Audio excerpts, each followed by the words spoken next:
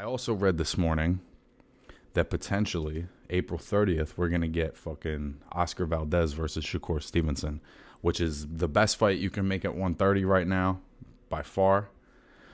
You know, especially I think about the level of sharpness that Valdez showed in the Burchelt fight.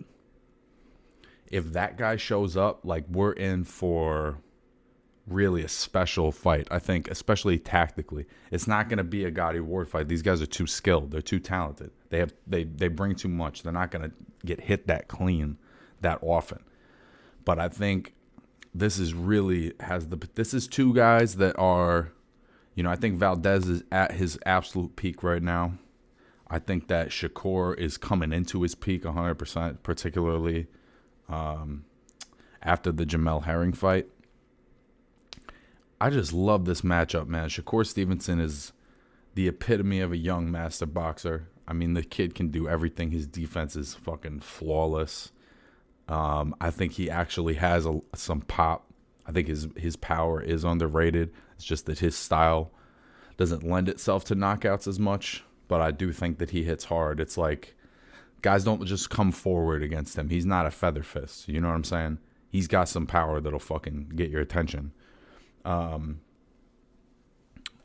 Valdez, again, there are times where he can get drawn into a brawl, but I just think that the level of IQ that he showed against Burchelt and the jab and the foot movement and all that, I'm telling you, if that guy shows up, he's a problem for anybody, man. Anybody, including Shakur. So going under the assumption that the best version of Oscar Valdez shows up for this fight, I think this is going to be a genuine classic. You're going to see boxing at its absolute finest, and I think it's going to be win, lose, or draw. It's going to just affirm Shakur Stevenson's greatness. You know what I'm saying? Because he's fighting a legitimate, undefeated young champion in his prime as well. It's a real statement win here for either of these guys. This is a career-defining statement win. Even though I think they both kind of have one to this point. For Shakur, you would say it's the Jamel Herring fight, his last fight. I think for Valdez, you would have to say it's the Burchelt fight.